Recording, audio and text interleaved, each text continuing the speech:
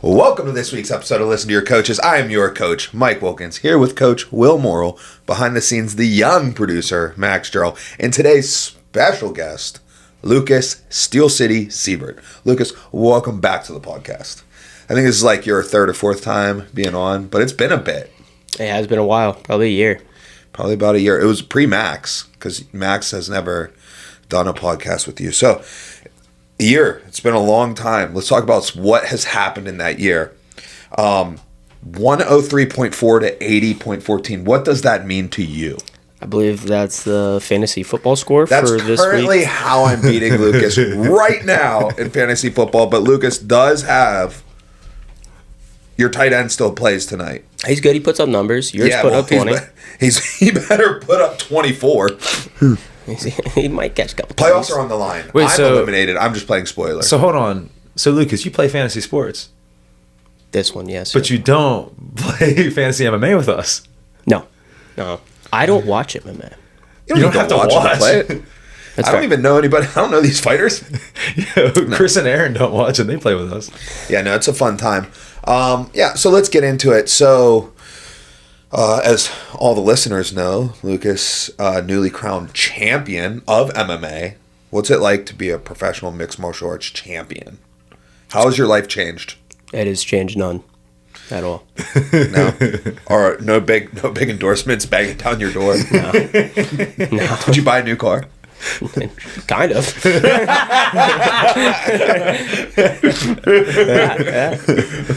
Right on. All right, so we want to get into Lucas's fight, a little bit of stuff that most people don't know, I guess, or whatever. So Coach Will's going to do that. Go ahead, Coach Will. All right, so I think the first thing we should tell everyone is how you broke your leg in the first round.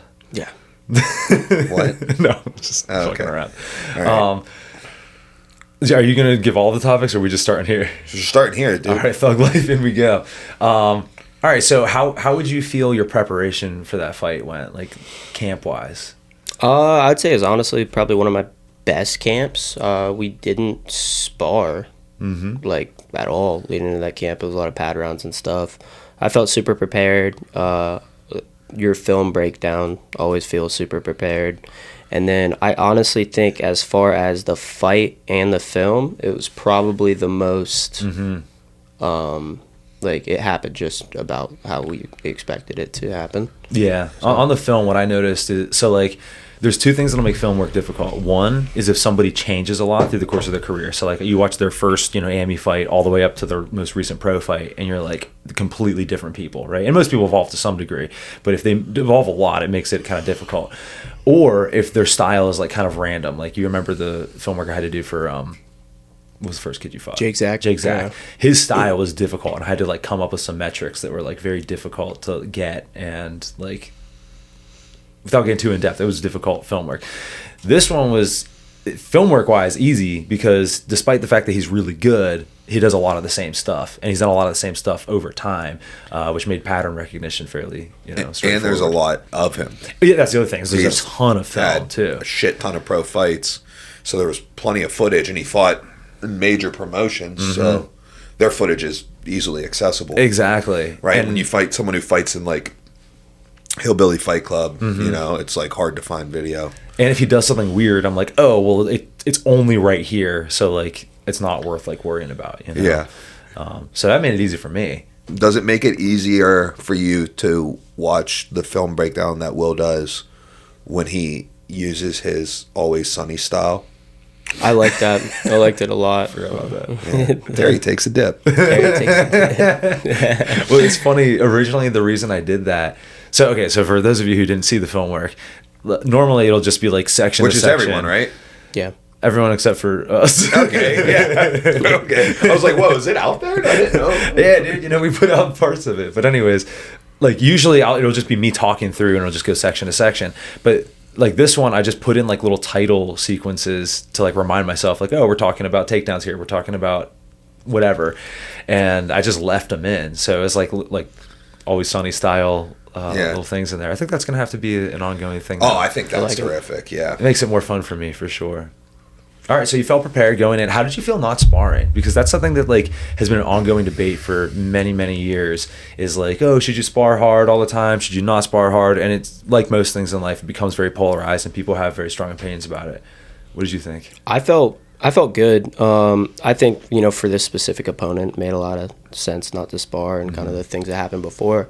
But I also have like really good cardio, and I think that's where a lot of people want to get those hard sparring rounds in to kind of test their cardio, and I'm not worried about mine. And then our pad rounds with me and you are so, interactive, right, where you're kind of throwing back at me, and we kind of have been able to do it. Like, we have good, like, back and forth with each other. So I think I felt more prepared, or probably more prepared for this fight than I've ever felt. That's awesome. Yeah. Well, that's good. Hopefully that trend continues. I mean, ideally, we feel more prepared for every fight. Yeah. Moving forward, except for, maybe those short notice opportunities. Dude, I got to get a new hip slapped in before we do that, though. I'm not going to lie. The worst my hip has hurt in the past, like... Who's your backup pad holder? I don't know, man. Everyone. Find a backup. Me. It's all right, though. Once I get a fresh hip in there, that'll be good for like 20 years. Like I said, James Green got a new hip and then made the world team. So there we go. It can happen. All right, so what do we want to do about this fight? Do we want to talk about the fight? Do we want to pull it up? I don't know. We were kind of 50-50 on that. All right, let's pull up the fight. Let's pull up. No, all right, never mind. Let's just talk about the fight. So, Lucas, how'd round one go? Tell me blow by blow. Yeah. I love how Max was like, no, and then you were just like... No, we can pull it up. You looked like you were not capable. The look you gave me that the people don't see, but everybody here saw the way you looked over at me. That was the look of someone who doesn't have like the pay-per-view. You might as well Lucas have just has the been fight, like, Oh, yeah. Oh, you need my login? yeah. I mean, if we have access to the fight, I'll pull up the fight. We can go through it. I was just looking at you like, yo, I'm not spending $50 on this right now. No. Hold on. I have a reoccurring yearly membership. Okay. So I get access to everything. Yeah. No, we can pull And I it pay up. full price. Out of support. I'm sure Hunter would slide me a free one. But Okay, well, Mike, as you guys are getting that set up, I'm going to text you my login information so I don't say it on camera. speaking I'll of say Fight it for just to 247, this confirm. was your first time fighting at Sunny Days Arena, correct? Yes. How was that experience? I love that venue. I think it's honestly it's probably the coolest venue I've fought at. I really like their Murraysville Sports Zone. I like that venue as well. But I like that you can look down into the cage. I think that's really cool. When people were buying tickets, I was telling them those are the best seats in the house. And then it was awesome, man. I really liked the experience. Me and you have done like basically practices in that cage, so it felt very familiar. I've obviously commentated for them, so like that's pretty familiar as well. So it was cool. I really like Sunny Days Arena. I think there's a lot of potential there. Having the Who's Number One show and all that stuff. I know they got some night fighting in a couple weeks. That's this weekend. That actually looks cool. Armored MMA. I hope they don't put a hole in the cage. Other than that, Wait, they're fighting in the same cage? I'm to assume. I'm sure they're not getting a new cage. I guess that for makes it. sense, yeah. I guess it's not like Maybe like a super different sharp. canvas. Yeah. We'll find out. Definitely not. So I'm generally anti like MMA like offshoots, like you'll see like the crazy Russian stuff where it's like 5 little dudes against 1 giant dude, or stuff like that. But the night thing, I'm like, that's kind of cool actually. Yeah, that's just Saturday. Ooh. We'll be in Cleveland though with the boys. Hell yeah. I love Sunny Days Arena. I think it's great. The verticality of it just makes it so cool. Like that's how it should be. It's like it's a small crowd, like right on the cage, and then it just goes up. You know what would make it like the next level would be is, so you know how you walk out, the way you walk out, you walk through the back and then like down the middle there. If those 2 sections of chairs were bleachers. Oh yeah. And then on the other side of the cage, you could probably have 3 sections of bleachers, like in the chair, like on the general admission area, kind of like how they do it. Penguin City Brewery when they do it on the inside. Exactly. Dude, I love they have that. the big bleacher. They just have like portable wheel-in bleachers. It makes it feel like it's like a 2000s MMA movie, and you're fighting in like I just think like it continues because like then it like tiers up like 4, 5, 6 levels. and then above you is the like, so it's like the whole thing is like pitted. Right, exactly. You have your floor seats, like your VIP seats, which are actually on the floor, and then the GAs can go up into the bleachering. But actually, I don't know if that's how GAs work there. I think GAs might be standing. I think they are standing, but I've always argued like the pit version of watching a fight is the best way to watch a fight. Like karate combat, to me, ideally, is how I would want to watch a fight. I agree. Like, we've discussed this in down. depth. Like being cage side is not the best experience, and cages are not the best containment vessel for viewer purposes. Yeah, viewing down is the best. Definitely. But like an open pit, like karate combat, like then you literally see all of it. It's pretty sick. Yeah. Well, also like you fought in Murraysville a few times. Like even in those bleachers, like even though you had to look through the hockey net. Yeah. Like I liked being in the bleachers there. Dude, all I could think of is what's his name? Squirrely Dan or Squirrely Steve or whatever. You remember the that was Squirrely Dan? Squirrely Dan. Oh, different spot. Okay. Yeah. All right, so we're gonna pick up round one here. There goes Lucas. You can't see me because I'm behind the banner. Someone chose a bad spot for me to hold the banner. Just went off to the side. Lucas, so tell us about this hairstyle that you adopted for this fight. I wanted to dye my hair to match my belt. Kind of. Oh, that's kind of cool. Yeah. So you dyed your skin extra pale to match the white strap, and then your hair gold. That'd be a Pittsburgh winner. Yeah, coming right off of summer. I can't even talk shit because I got the complexion. So you had a nice check there. Little sweat. Fast forward to cool. So, there we go. What were you thinking right there? Were you like, this fight's over? Yeah, I mean, this was all Will's stuff, like throwing on the leg kicks. I did really good job at the beginning of the fight after I ate a couple, and then, patented miss a flying knee. Here's the thing, you miss all the shots you don't take, so, you gotta throw some of those. Yeah, it's funny, like, when you miss a flying knee, you're like, I missed a flying knee, but, like, if you, like, miss, like, a cross, you don't care. Right, yeah, exactly. You know what I mean? Like, you'll miss, like, 10 crosses a fight, and you'll be like, whatever. No, obviously. You miss, like, one flying knee. Like, a flying knee puts you out of position more than, missing a cross does. But, yeah, I think you kind of have to look at it the same way, where it's, like, not everyone's gonna land. And also, like, you timed that properly, Which is takedown, though.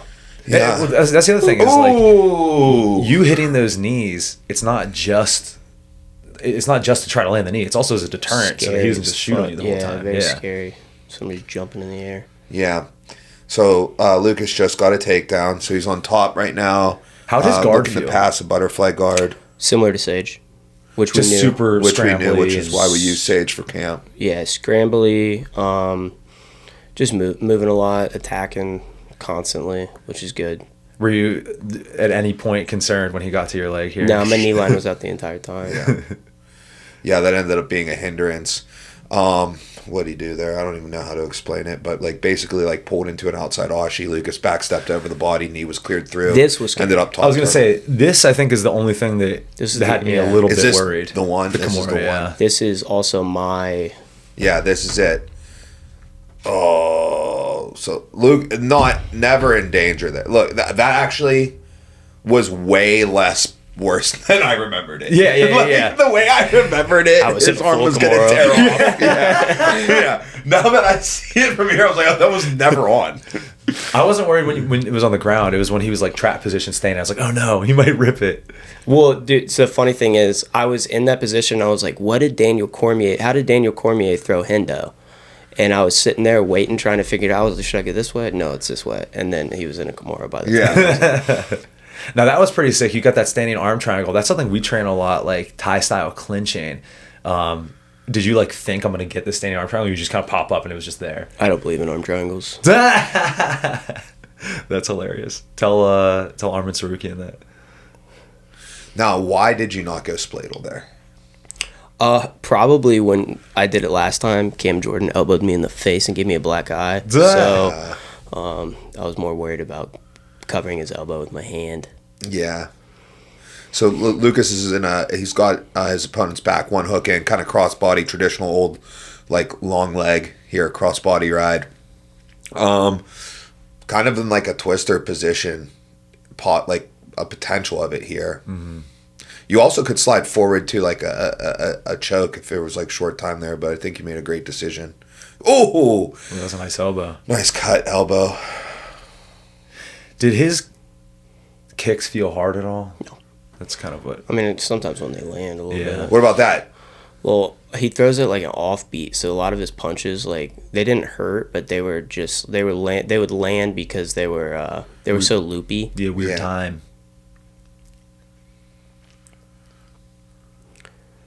What do you imagine? I'm yelling at you there, dude. I love the timing on that. Like, again, he dipped under it, but again, like, it makes him wary to like keep stepping in like that. You know? Yeah. That's something we'll discuss a little more. Here goes the guillotine. That topside guillotine. No submission finishes in my entire career somehow. But again, it's not necessary. It's kind of like the flying knee. It's not necessarily about getting each of those submissions. It's the fact that like he had to respect that and give up that position. I've had guillotines, I think in 4 of my professional fights where people bailed, but I've never had a submission. Well, I mean, they go on pretty quick, so like they realize, especially him, dude. He's really good at jiu-jitsu, so like he's gonna bail if it's a bad position for him. Man, that's crazy. You should just finish one. I'm saving them for later. Okay, so we're at 20 seconds left in this So round. when there's bonuses that come with them. Walk us through, like, just like emotionally at this point in the fight. Like, are you like, I got this? Yeah, it's a little bit of a. I mean, I realized at this point that my grappling was substantially better. Yeah. Which is kind of like the only, I guess, question mark leading into the fight. You hear dude's a black belt, and you're like, all right. Mm-hmm. But I realized I was better at jiu-jitsu. He tried to give me a little high five. I ignored. All right, in between rounds 1 and 2.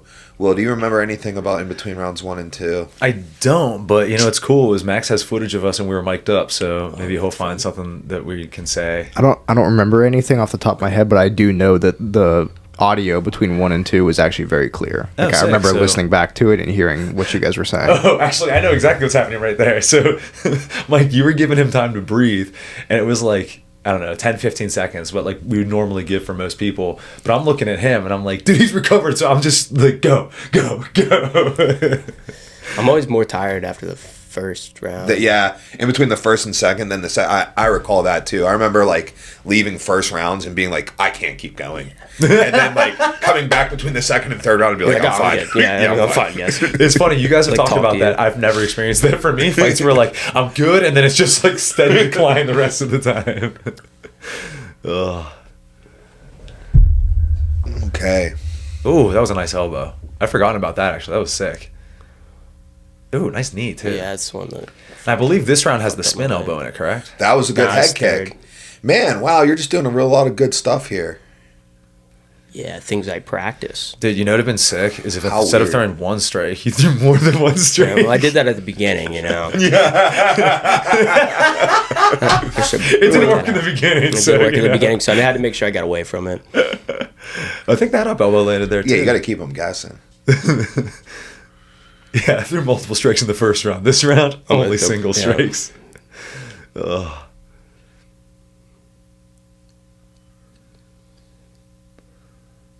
All right, so we got him in a clinch, up against the cage, drops down to, is that a double? I can't tell. It is It's a double. Hands are locked. Hikes the legs out. Terry's hunting this Kimura because he sniffed a possibility of it in the first round, right? Because we had that little scare that turned out on hindsight to not be much of a scare. So now it becomes a liability, right? Because it's something like you thought, you misinterpreted it and you thought that you had a close one. So now you think that's an opportunity for you, you know? Yeah. And so then that goes to not pay off for him right there and again later, I believe. Mike, what's that position? That's not 3/4. That's empty half. Empty half. That's what that's called. What are your thoughts on that in MMA? I mean, it's something to do rather than giving him side control, right? Look, and he used it to get a butterfly hook in. Now he's going to use that butterfly hook to try to get that free knee in, and Lucas shut it down by switching his hip position. Here goes the other thing about MMA. I have no problem with stepping back or allowing a half guard. I agree. I prefer half guard a lot of times. I almost feel like which half I guards. intentionally did it there. I look at half guard and side control as different tools for MMA, right? Like half guard's really great for striking. Mm-hmm. You know, side control's really great for setting up a submission. Mm-hmm. So it's like, you know, They each have a pro and a con. Like, can you strike from side control? Yeah, but it's like kind of a con. Right. Can you set up your submissions from side control? Yeah, that's the pro. Right. And then half guard is the inverse of it. Can you strike? Yeah, really good. Can you set up a submission? Kind of. You know. I think that's interesting too, because I think a lot of people in like, especially MMA fans who maybe don't understand jiu-jitsu, they look at it as like a very linear progression, and they're like, okay, you know, side you've passed, whereas in half you're still in their guard. Well, that comes from jiu-jitsu, because in jiu-jitsu where we can't strike, then half guard doesn't have the same value. Like, what is the value of half guard top half in MMA? The ease of strike. Right, yeah. Right? So like, you And take the strikes away, you take the value of that away. That's where it has a pro over a side control. Whereas in jiu-jitsu, there is no pro to a half guard over a side control, because the strikes are gone. If that elbow would have landed. If that elbow landed, that would have been the... Because I could see you were aiming for the chin on that one. That was like, I felt elbow. like you were like having shades of Gus. It was exactly. That, I right? I like that. You know, letting him come up off the cage a little bit, work up. We talk about that a lot. Right here, I'm right in front of you guys as well. This is a little bit of the position that Sean Williams went over. Yeah, the with straddle. Spent a lot of time. And we're really focused on keeping your head inside because of the Kimura threat. I got Kimura'd in Costa Rica. Warren said he was having flashbacks. That's one of the things that I remember actually you saying there, is you're like, keep your head under. And that makes sense. Yeah. Too bad I'm not Vermont. Just Vermont's ground and pound elbows. is like, it's a different level. It's a different level. It's very unique. Like I said, I've never in person seen anything like it. Remember when you showed me that armbar escape? I did it like 4 times. Dude. Yeah, that was just a throwaway Wednesday morning practice. That was Those are the best. That was a good elbow. You know, it's how like there he started to throw up a knee shield and you just hipped in. Well, a lot of people just accept knee shields. That guard break to armbar like withdrawal. Oh, that was nice. That head kick. We just spend like a half hour on Wednesday mornings like doing shit like that, like a small group, and then like I do an open mat after that, and like it's surprising. Like sometimes like I'll be there and I'll be like, is this stupid, guys? Is this dumb? You know? And but then like, you know, it's like oh, that was important, I guess. I feel like sometimes at practice, sometimes it's not the classes, it's the, you know, asking a coach about a certain position, or like just little things that you take away. Yeah. Like after practice. I think you get better at writing stuff down. But I think, you know, some of the stuff you take away in like learning MMA isn't necessarily in a structured practice. Oh yeah, it's all about what sticks. Yeah. So like writing stuff down, like journaling, like your practice. Right here. Boom, dude. Okay, so I'm really happy about this one. Well, let's just say that we practiced this a lot. There was something in particular that we were looking for that we saw, communicated it perfectly, and then you timed it right. And dude, I'm not gonna lie, when we first started drilling that, like, you know, at the start of fight camp, do you remember your timing was off on it? Yeah. And I remember being like, yo, maybe this is just something we're not gonna do. And then there was one practice where you just got it. And it, oh dude, I was so fired up about that head kick. Yeah. I tend to suck until about 3 weeks out of a fight. No, you got that like pretty early. It's just it took a couple weeks to get that. Well, do you remember anything about in between round 2 and 3 cornering? Not really, if I'm being before honest. that, Max, pause this. Before he starts the third round, I know the last thing I said was, "Don't fuck this up." Yeah. Yeah, dude. When you said that, I was like, bro. I was like, you're kicking his ass. Stay smart. Stay disciplined. No, you said, Lucas, please don't fuck this up, which almost sounded like, hey, don't fuck it up for me. I really want to win this fight. Please don't fuck it up for me. Oh my god. So okay, whatever. However transpired. But so say, please don't fuck this up. So how does Lucas open the third? Hold on. Actually, before we get into this, I was under the impression you were going to do this in the second round because we'd done that a lot on pads. Yeah, I wanted to. And I hadn't told anyone else about this. Did you know he was going to do this? Fuck no. I literally just basically told him not to do it. I decided right there. I was like, I had a thought in my head. I was like, I wanted to land that knee at the beginning of a round, and I was like, I basically told myself, if I don't do it, I'm a bitch. Yeah, that's actually pretty hard. Well, so I had forgotten so we'd always done it where you'd open the second round like that. And so when you didn't do in the second round, I was like, we're not going to get the Masvidal knee. And so if you'll see me, I'm like putting the kit down or something. I pretty much miss it. Like I like look up and you're like midair falling down. I'm like, what happened? All right, you can play it, Max. This is pretty sick, dude. Yeah, if I'd have fucking jumped right now, I would have. Well, no, you put the knee right where he'd shown you his head was, and right where like we'd seen it in tape. That time he just didn't go there. You know what I mean? Yeah, like, that's true. I think you read it right. It's just that's the thing about MMA is even when you make the correct reads, it doesn't always work out. This was close. I was wondering about that. This Darce attempt was pretty close. Not here because his arm's out, but I get it across at some point, and then I hook his leg. Now, what I wish I would have done was use the cage to my advantage a little bit more and push him against the cage to get the front headlock chokes, because I think, that's the same as kind of hooking it, like now.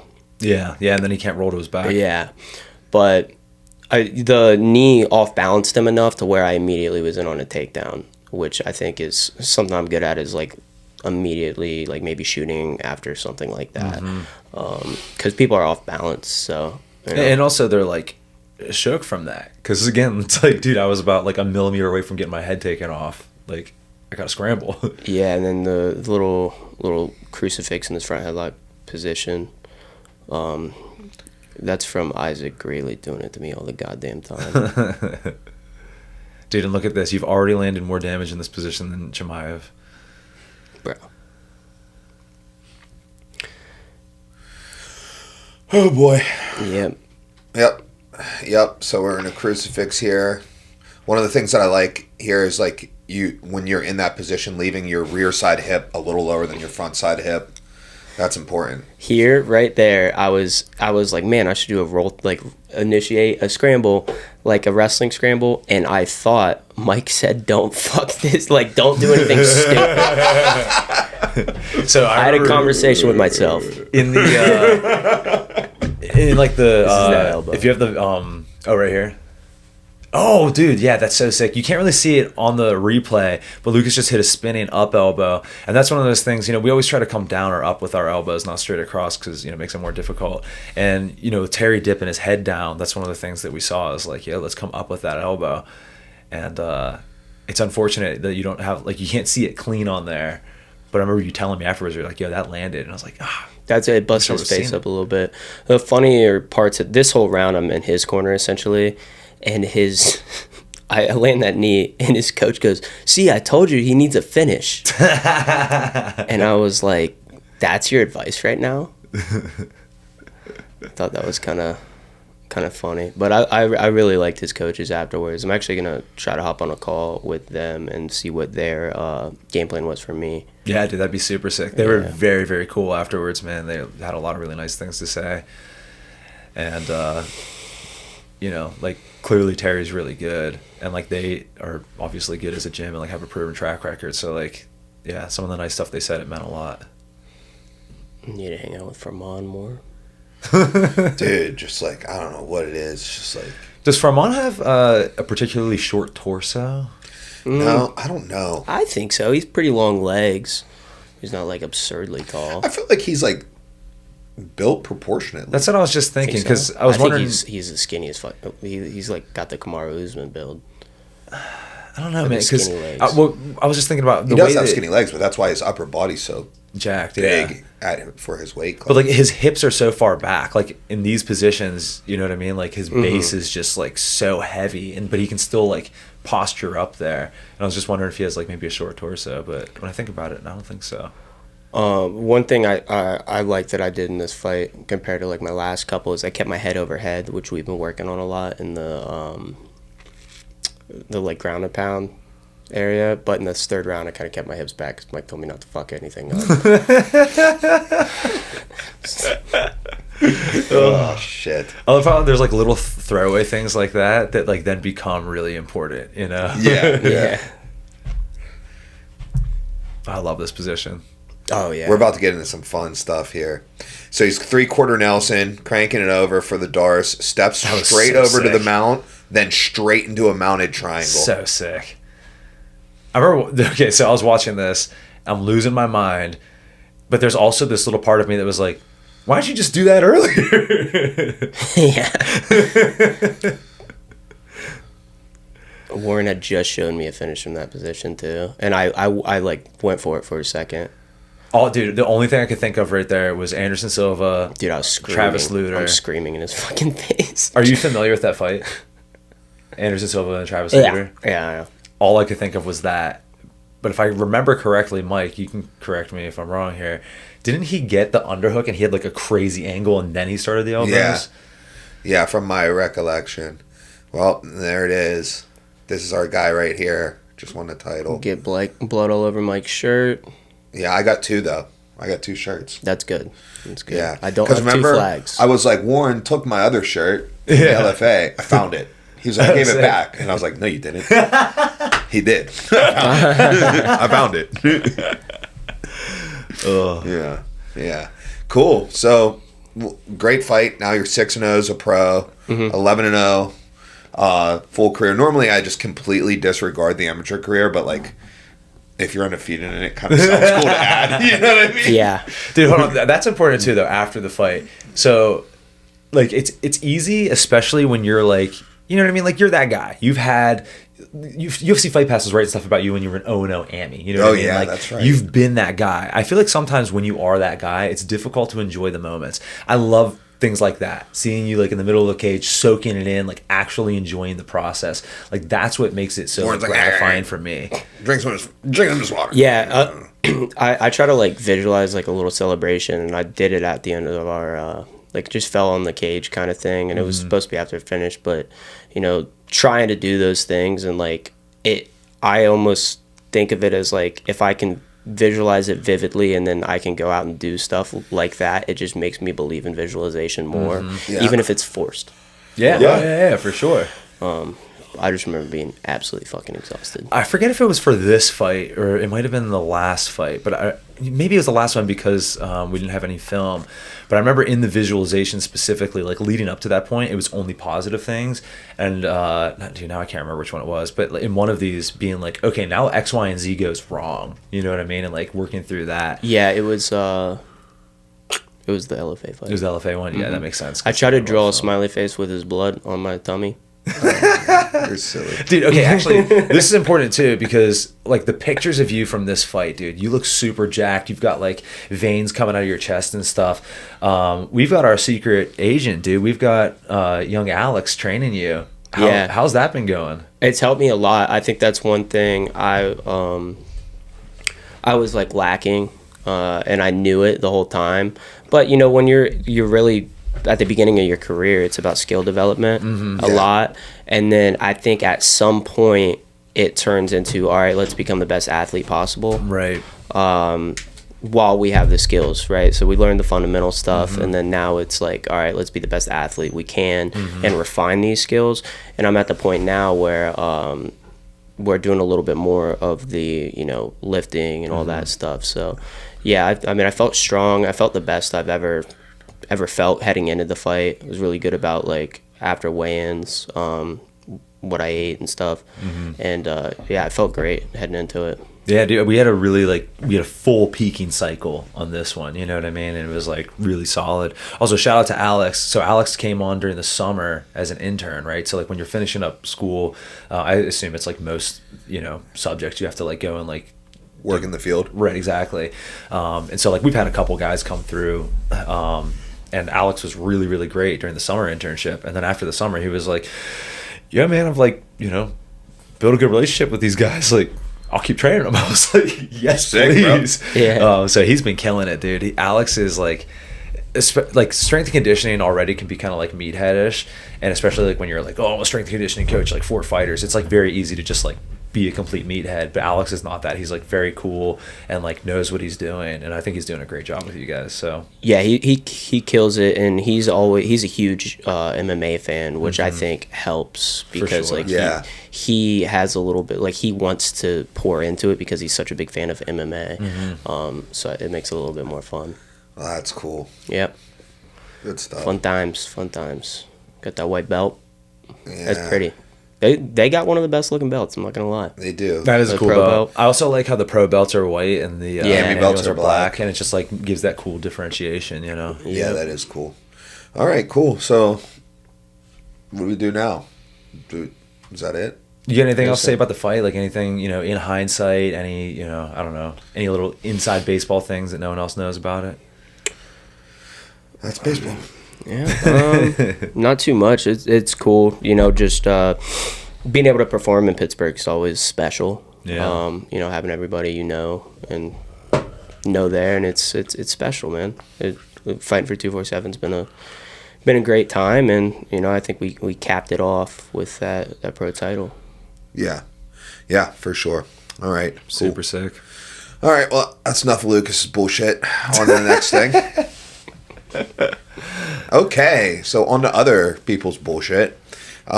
This Saturday, we have a few of our fighters competing. They'll be competing right outside of Cleveland. I think it's in Euclid, Ohio. Dude, I don't know why you're looking at me. I don't know. I don't know. I was kind of hoping. It is.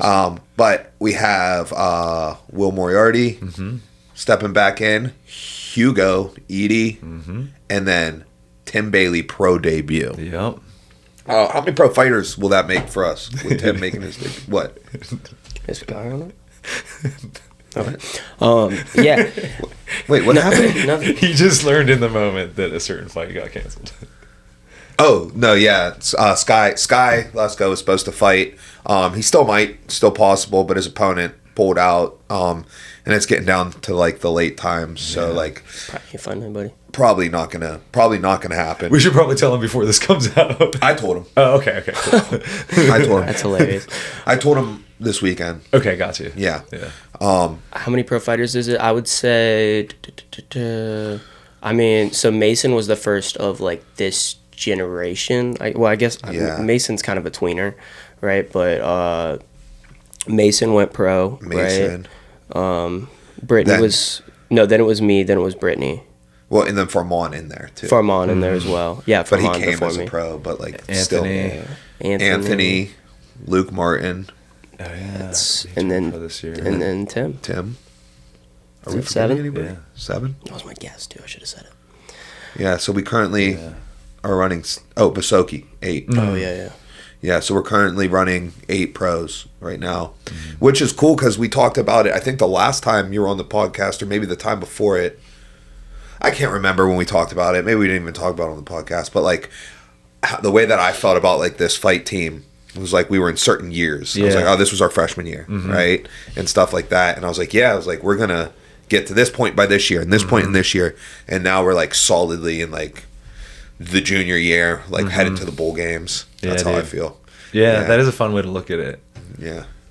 I remember watching the podcast when you said that, and it has played out like weirdly accurately between freshman, sophomore, junior year. I think it's really cool. I would say the one thing about it though is like it does like because I'm equating like these to like, you know, like school or whatever.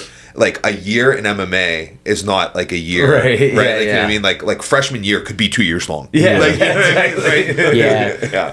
We throw some red shirts in there. yeah. I mean, yeah, you like got- Britt just came off off of a medical red. Yeah. Yeah. Your whole team is fighters. You're gonna have a few repeat years in there. Yeah. anyways. Yeah. It's okay. I had to get that GPA You know. back up. You got I a view couple it more as, dropouts, like, a couple The repeats. calendar year, right? January to December just makes the most sense Yeah. in my head at least. But, you know, 2024, we had a couple people go pro. I had 3 fights. And then 2025, we had the Luke went pro in 2025. Yeah. Tim's going to go pro in 2025. And then 2026, who's to say what's going to happen? Is to say. Yeah, that's cool. Yeah, all right. What's up? You're up. Well, I was gonna say one thing that's cool about Tim is like something that I talk about a lot, like in the gym and like in practices and stuff, is that I take great pride in the fact that like when our guys turn pro, they look like pros. They don't look like really good amateurs. They're using elbows, they're using head kicks because we start training that from the get go. And with Tim, it's like, yeah, we already knew that. Yeah. Yeah, Unfortunately, but Tim's been around the gym. Like, he obviously started in your your class. He went through the normal progression of, hey, I take the fundamentals classes, and you were like, hey, dude, you can take intermediate, right? He wrestled at Clarion University. It's like, he's an athlete. And then he progressed up. What did he suck worse than I thought? Tim is the quintessential example of like our system working, right? Because he showed up. He's obviously very athletic and, you know, like about it. And so like from the get-go, he's like, yo, I want to fight. I'm like, cool, dude. Just like keep showing up. Because so many people tell you that, like in the first early days, like, oh, I want to fight. And you're like, all right, dude, whatever. Like, be here in 6 months and let's see how that goes. And so Tim keeps sticking around. And he's just like so gung-ho. He's like, hey, I want to get intermediate. I'm like, slow your horses. Let's get you through fundies. He's in intermediate. He's killing it. He's there all the time.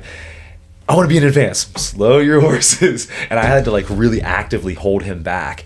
And then like once he was in like advanced for like a year, and we're like, yeah, dude, like you're beyond ready to fight. I remember sitting him down one time and being like, dude, aren't you glad you went through a slow progression? He was like, yes. And like Tim's perfect example. Like he doesn't have very many holes in his stand-up game. Like everything's really solid, and it's because he just like went step by step. He didn't skip anything. So I'm like really proud of that, and I'm really excited to see, see come to fruition this week. I'm pumped too. He's ready. He's allowed to throw head kicks now. They're legal. Yeah, they're legal. He doesn't need to try to hit arms. Yeah. Ugh. All right, what's up with this? I just realized I made it sound like he was like intentionally kicking him in the head and just like trying to catch an arm. No, he tried to kick the dude in the arms. He unintentionally kicked him in the head. But anyways, all right. So Max and I have something secret for the two of you. And Mikey, I actually did tell you this, but I'm hoping you forgot. Okay. So what we have coming up here is something that's near and dear to Mike's heart. And we've made it into a tournament style. So what's near and dear to your heart is chain restaurants. I like this. I'm big on this. So, okay. I asked ChatGPT what are the top 8 chain restaurants in the United States, and this is what they gave us, which is awesome because a lot of these are ones that I know you like. Bro, your guys are going to get surprised. I'm telling you right now. All right, so Mike, do you want to, as the bracket master, do you want to give us a quick rundown? Maybe Max can pop it on the visuals for those of you who are watching. So here we go. We got 8 chain restaurants, considered the top 8 chain restaurants by... what? ChatGPT. Bracketed format, so think March Madness or, NFL playoffs, whatever you want to think. All right, so at the top of the bracket, we have Texas Roadhouse. They'll be facing off against the Olive Garden. In the 5 and 4 spot, we have B-Dubs facing off against Chili's. Down in the bottom half of the bracket, running out of the 3 seed, we've got Applebee's taking on the Longhorn Steakhouse. And at the bottom of the bottom, we've got the Outback Steakhouse taking on the Cheesecake Factory. So in our first round matchup between Texas Roadhouse... Well, hold on. Before we get into the actual matchups, Mike, let me ask you this. Have you been to all of these restaurants? Yes. I think we all have, I would hope. I have not. That's crazy. Which one have you not been to? Okay. It's very Which un-American ones? of you. Okay, hold on. I have been to all 8. Lucas has been to all 8. Max, have you been to all 8? I think the only one I haven't been to is Longhorn. That's insane. Yeah. Okay. So you're 7 out of 8. What about you? So I don't believe I've been to an Olive Garden. Really? And are you kidding me? No. Wow. Are you kidding me right now? No. In fact, Olive Garden. I generally avoid Italian restaurants because my wife is going to cook it better. I worked at Olive Garden. That makes sense. Totally. When you were 15, Marissa was cooking her Italian dinners at that time. No, dude, I just never been to Olive Garden. She was just studying it out. 12 years old, cooking up some Italian dinners for you. You're just like, nah. Olive Garden to me was like... You think that I go to Olive Garden as an adult? I went to Olive Garden. Jesus Christ. So I don't think I've been to one. I know I have not been to a Cheesecake Factory. I'm pretty sure I haven't. I mean, maybe I was drunk or something. And then between Longhorn and Outback, Mike, do you remember we went to one of those in Vegas? And I don't think I've been to the other one. Yeah. It was the first time we were in Vegas after the Ultimate Fighter tryouts. And we were walking around and we were like, we want some steak.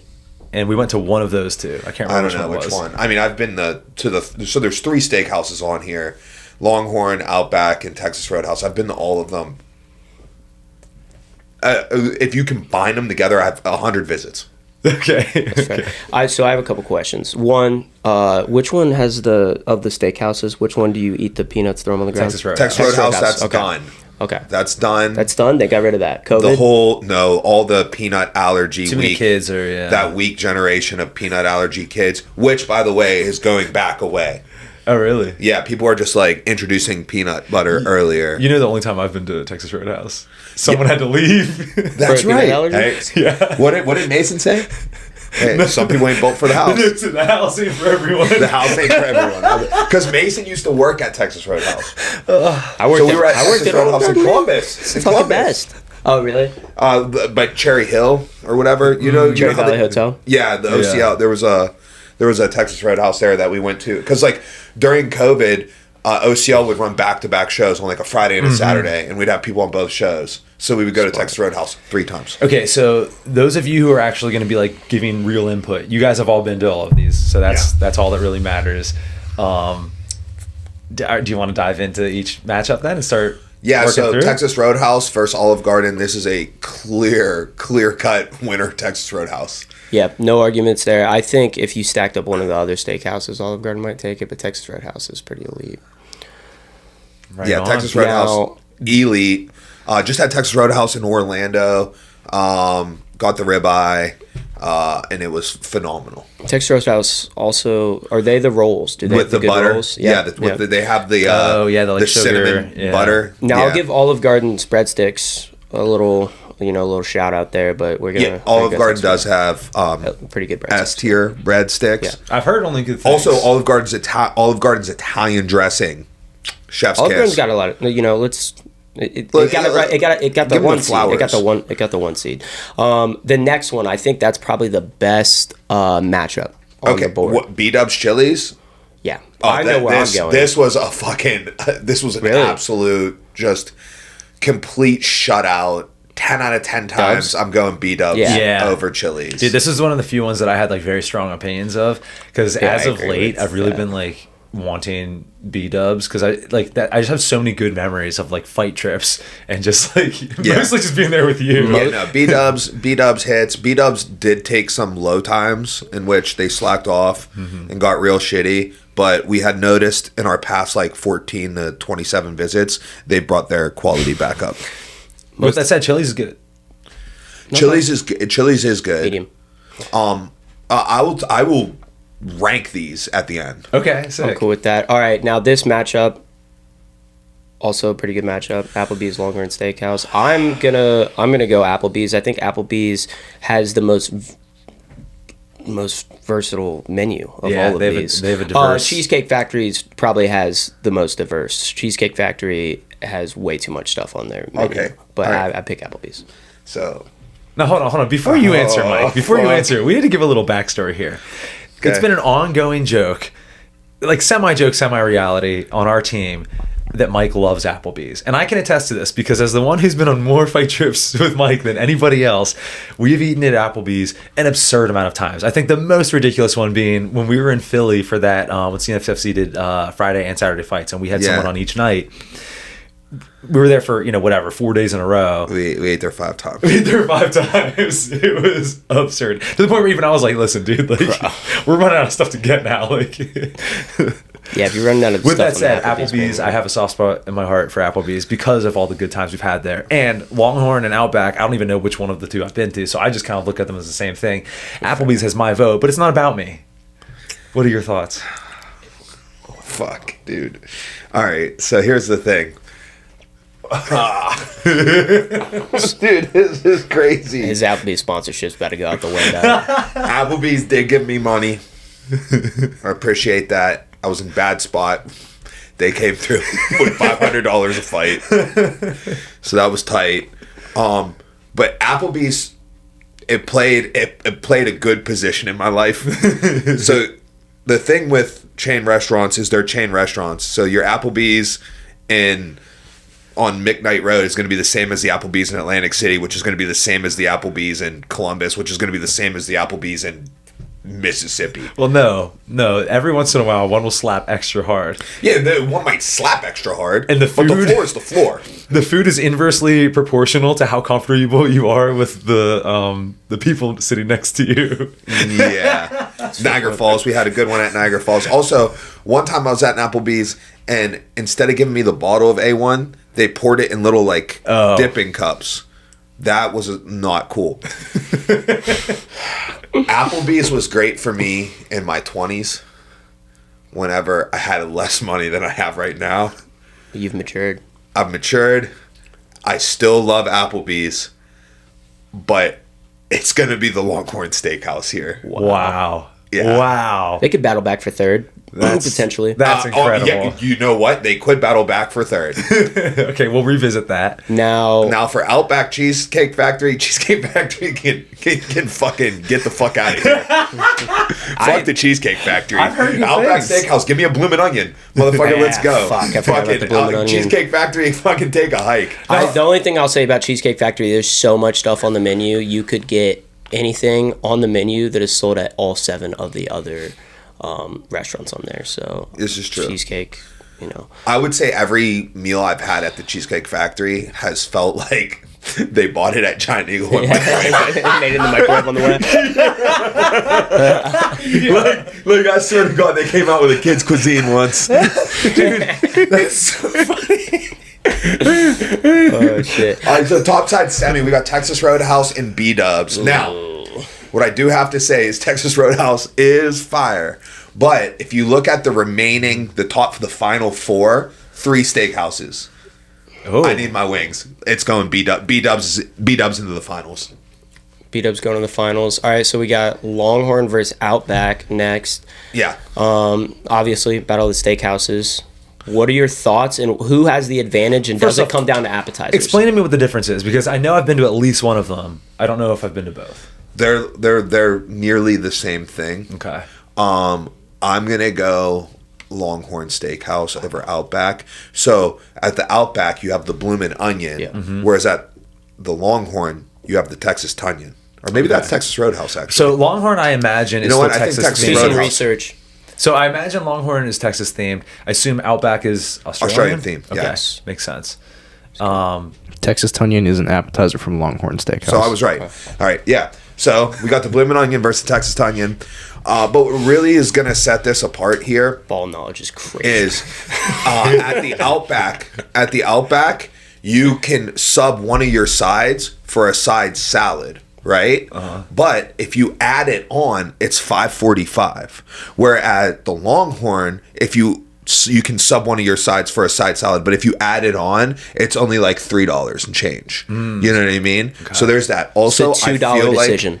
Well, that is a $2 decision. Also, because what I'm trying to get is likely the ribeye, unless something else like the porterhouse might be calling me. I don't know, right? But I'm likely going the ribeye. Okay, no, nothing fancy on top of it. I just want the regular ass ribeye. Okay, don't give me no fucking crazy shit.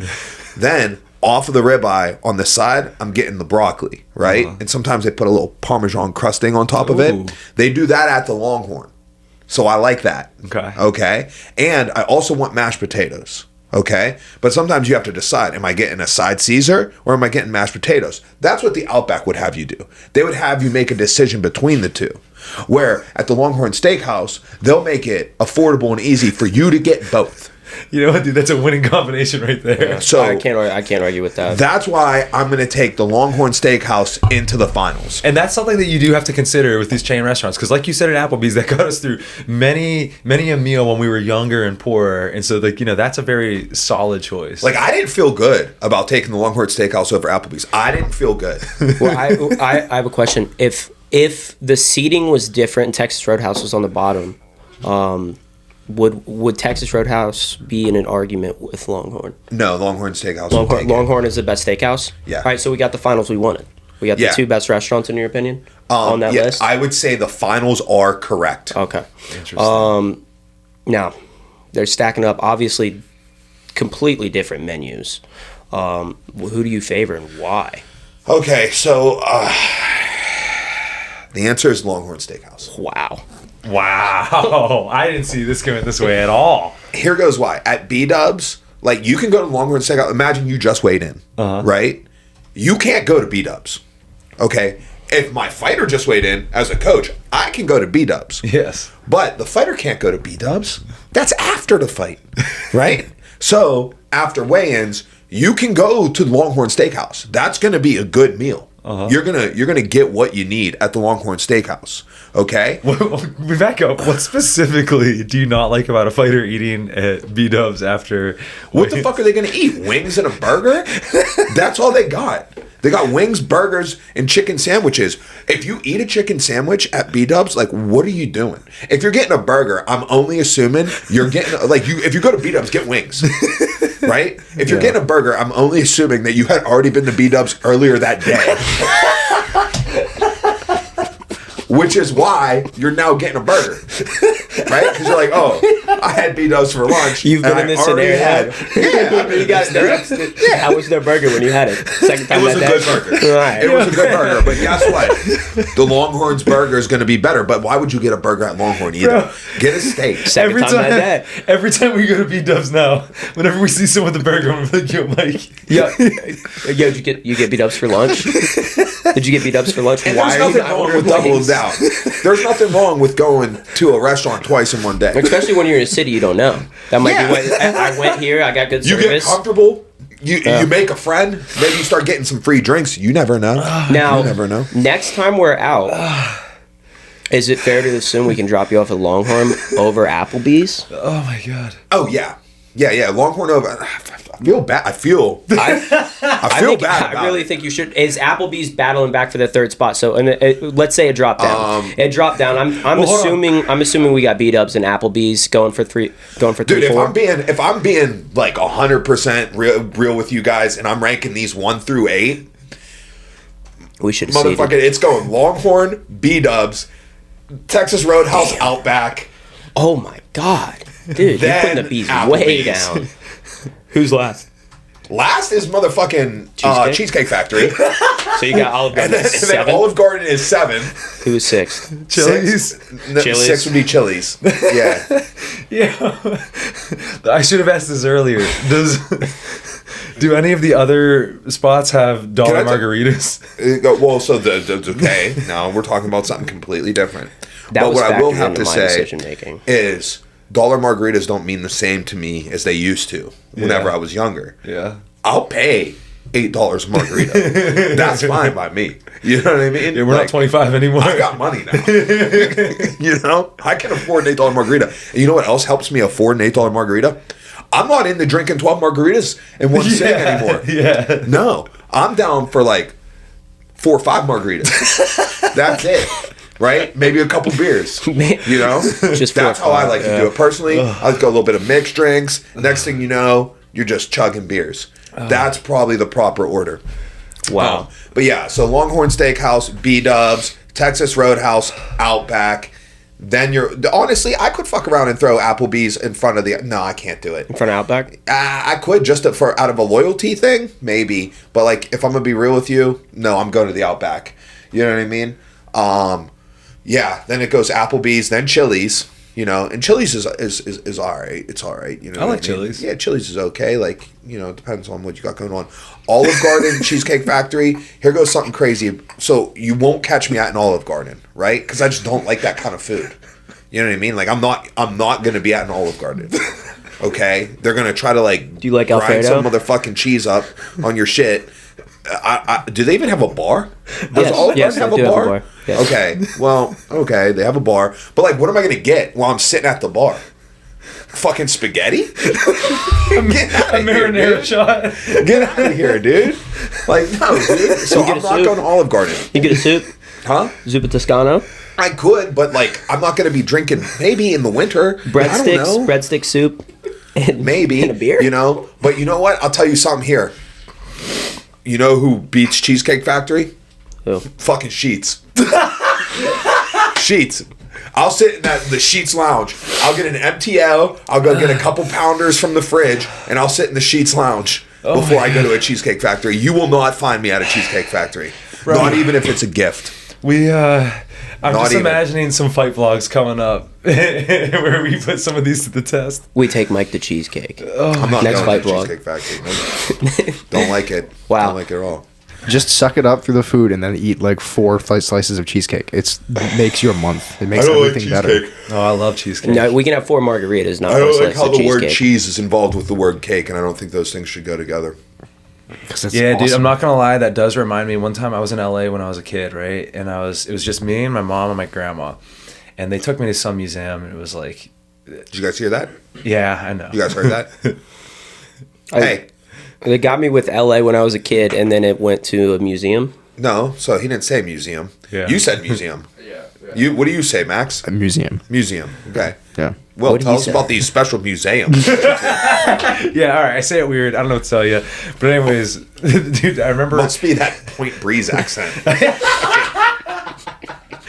So I ordered something or other that I wasn't expecting. What showed up, and what showed up was like, it was like that big in diameter. So, and it was just like a little cake of just blue cheese. Ruined you. Dude, I ate like almost the whole thing. I was like pushing through it. And so I do kind of associate that with cheesecake, but I do love cheesecake. So I'm going to have to hit a Cheesecake Factory. We'll have to, we're going to go on a fight trip. We'll vlog it. And then We'll split it up. We'll go Lucas and Mike go to their place, and then we'll go to our place, and we'll just we'll splice together 2 independent vlogs of whose is better. Well, I guess I'm going to Longhorn. well, listen, I don't know if I like that idea because the only reason I want to go to Cheesecake Factory is to get his reaction. I'd way rather go to one of these other spots. Split it up. What if we could find something you like? Cheesecake's got a very diverse menu. That's what all I've heard is it. Guys, Cheesecake Factory sucks. Like, off rip. Like, you wanted to start naming things better than Cheesecake Factory? Sheets, Panda Express, Get Go, fucking Subway. Yeah, I'm not going there Jersey for the Mike's, fucking dinner. I'm not going there for like the food. I'm going Dave there and for the Buster's. cheesecake. Fucking Every gas station Did you say you've ever Dave been and to. Buster's? the Braddock Hills Mini Mart. Oh, Dad's Pub and Grub. First off, Dad's Pub and Grub. Dad. Honestly, if I'm putting Dad's Pub and Grub on this list, it's number 2. Savage. Unfortunately, I would put it the only one, place you can maybe. get it is Braddock Hills and Monroeville. So, Dad's is amazing. Dad's Pub and Grub is number 2 on this list. They would be number 1, but steak. We should do it. We should do a Pittsburgh version of this. When Yeah. when Mike was like, "Yo, come on the pod today," did you expect this at all? No, but this is great content, and I like it a lot more than the UFC fights we're about to talk about. Yeah, speaking of the UFC fights, we got to get to those right now. Yes, we do. Yes, we do. All right, guys. So this weekend, there's fights in the Ultimate Fighting Championships, This is the last pay per view ever, right? allegedly. Of the last pay-per-view before the Paramount era. So this, if you're buying it, it's the last time you're buying one until the Paramount deal runs out and they start doing pay-per-views again. The main event between Merab and Peter Yan. Peter. This is the title in which one day Lucas hopes to unify his 247 title with the UFC title. Yeah, so let's get into it, man. We got Merab versus Peter Yan. Who's going to win? How are they going to win? Why are they going to win? Dude, hold on. Before And we when even are get they into gonna that, real quick, just look at the takedown averages and the takedown accuracy on both of these. Look at how absurd that is. Where? So, second to bottom one and then the third to bottom one. 6.4 takedowns a fight? Yeah. That's low enough. Or I think it's per 3 rounds. Is that how that works? There's a per fight. I would imagine. It's got to be per 3 rounds. Let me just pull it up on the I think stat it's sheet. per 3 rounds. So the average for Merab is 6.4 per whatever time frame it is, and in that same time frame, Yan gets 1.58. But Jan's got that sick. What? Yeah, and I would say Yan gets a lot of takedowns too. But the accuracy, 37.8% for Merab against 48.2% for Piotr. Dude, how nuts is that? How many takedowns Merab shoots? Average per 15 minutes. You were right, Will. Will was right. Will knows more about MMA than Max. Wow. Who do you guys have? Max is big. I'm Peter going fan. Pater. I'm going Merab. I'm going Merab. Until I see Pater Yan. until I Merab- see something that tells me Merab isn't going to win. Did I'm just Merab going 30-27 him last time? Yeah, but Max knew the answer, but I wasn't going to say. I just don't see, I don't think Peter's really the style to beat Merab. I don't know. But Max, who the hell is. why did Pater lose last fight? Why did he lose? He needed the first 5 rounds to make his reads, and now that he's got Now them, he's got Oh, it. yeah. Yeah, It was a 5-round because fight? Merab hasn't gotten yeah, better. it was 5 rounds. I mean, it was 5 rounds. I think he was injured going into it, and Was he? A lot of I excuses. mean, both him and Marab were. Like, You know, Marab I- was I also heard. hurt. I heard he ate a cheesecake. That's what I was gonna say. I'm sorry, dude. This time he's hitting B-dubs. Or not B-dubs, he's hitting whatever you said. Longhorn, bro. Longhorn, yeah. What about Hosses? Hosses is hospitality. Didn't make the top 8. Remember Ponderosa? Vaguely. Shut the fuck up. I don't think I You went. don't remember Ponderosa? I mean, I remember it like existing. I don't remember going to it ever. Bro, I hate you guys. That's crazy. Not a big Ponderosa? chain restaurant, dude.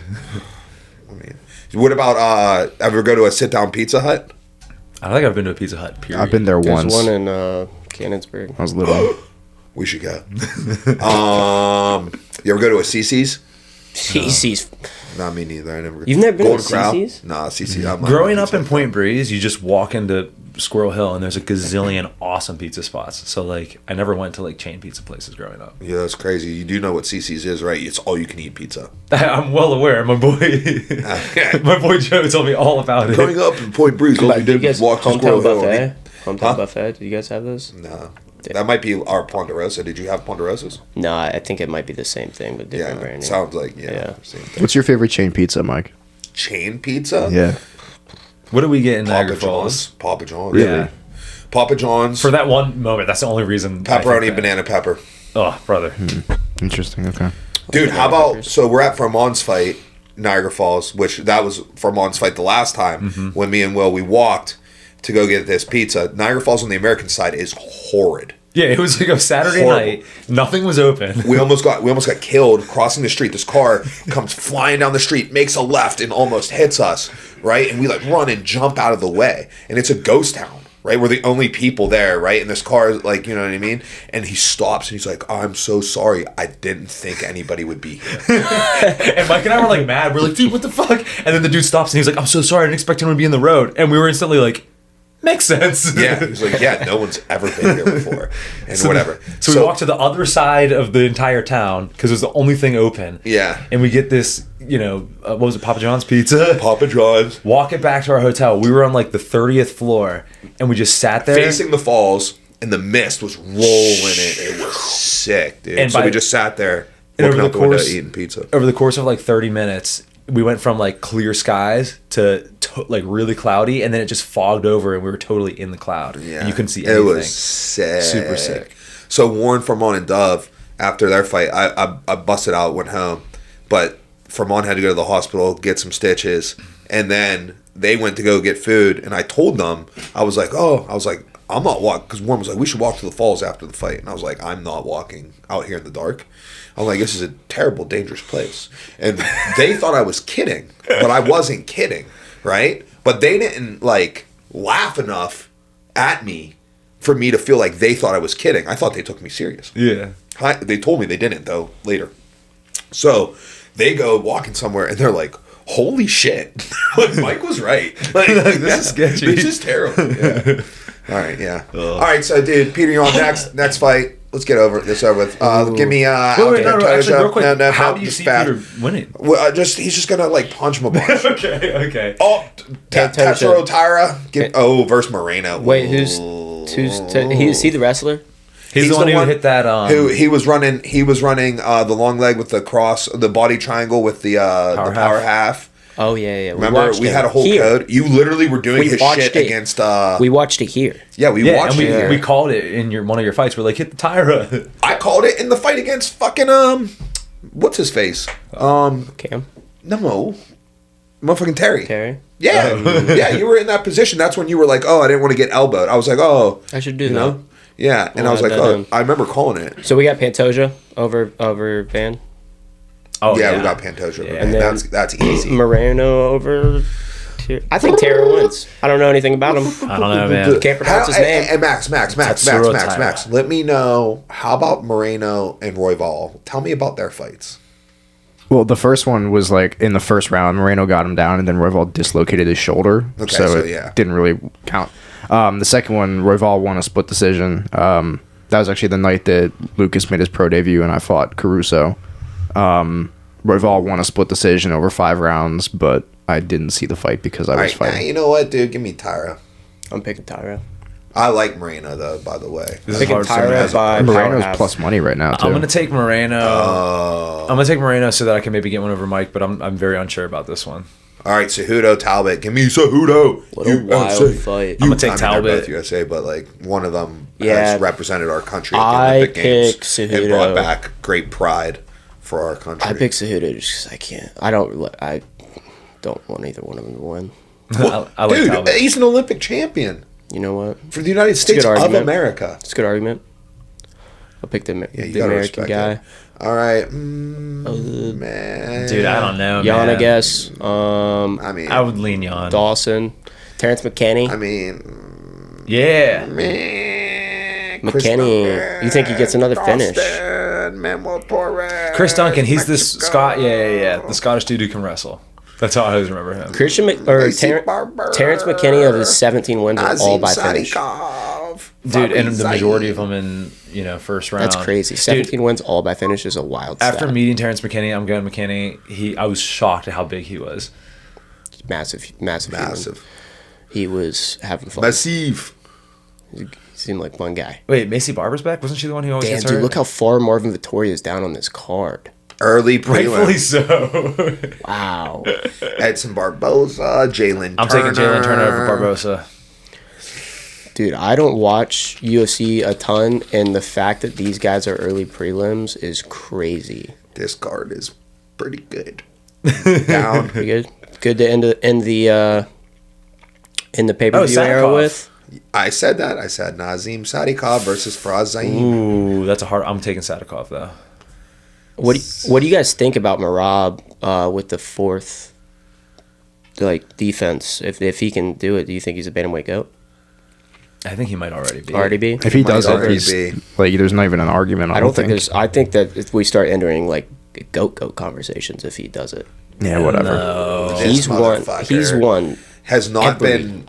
Thing. He's definitely got one of the best resumes ever. Okay, Mike, That's we're gonna my have to hold it point. down because Yeah, but- he That's my disrespects point. John Jones. John Jones disrespects You can't say he John has Jones. one of the best. He You does. can't say one of the best. He has one of the best resumes ever, and then everybody, and then just The turn only your nose up knock, at a goat conversation. the only knock on him is that he games the system on people. He does it well, but he games people. Hold on, let's just back Jones's up. resume is out here like being really good, and he's like brutalizing people. Oh, Mike, I would think you John say Jones is a starting your UFC career 0-2 is a great resume? No. It's impressive to come back from that. I think it's super cool, but like that's Yeah, not. super cool. But Yeah, it's not like now goat his stuff. resume is like. I'm not saying he's like goat conversation like Lucas is. That's what he's Dude, saying. you want to talk I'm about just goat saying his losses? resume is Run. awesome. Goat losses run of all Yeah. time. Yeah, it's one of the best Yeah, runs you can ever. put that out there. GSP loses, comes back, and then like gets that one back. Like those are goat losses. Just losing Yeah, to GSP has never lost to someone who he didn't beat later. Yeah. But yeah, no, his goat run for sure. It's starting to get up there. GSP close has to, also never lost to somebody whose name was not Matt or Matthew. Right. Oh, that's funny. But yeah, no, I think that he's definitely on a goat run. It's like up there with like the Anderson Silva prime run, and like you can make arguments that he's fighting way better competition, and yeah, like he's on a heater. Yeah, I don't think he's like a goat, but he's definitely probably the best bantamweight ever. If he does this. You want to put those official picks in? Yeah, let's let go me to the pull it up. picks. You gotta head to Cranberry. Yeah, let's do the picks, and then we got to wrap it up, Mike. You got to go. We got work to do. Yep. Well, we picking all these fights? You don't Yeah, have dude. to. You can just clarify which ones you want. Sheesh. Why don't we throw me in the fantasy thing? How do I do that? In the fantasy My thing? first picks. No, this isn't fantasy. I don't know. You should still This be is in real it. life. This is so that next week we can talk shit and be like, "Yo, Lucas, what were you thinking?" Give me Jan Balakowicz. Is Jan Balakowicz best friends with the Jan that ate at B-Dubs or at Cheesecake Factory? Peter. Pater. Pater. Is that not his name? Jan Blahovic? Yeah, it's Jan Blachowicz. Oh, yeah. okay, I didn't say it Blachowicz, wrong. Jan Blachowicz. Are you talking about his last name? No, it's just funny. You were like, Balakowicz. Torres versus Dawson. Neither of you picked. I'm going Dawson. I'm going Dawson. And Because, then Grant Dawson. Bouncing quarters. That's right. oh yeah, That's And then give me Terrence McKinney. yeah. Yeah, it's a good pick.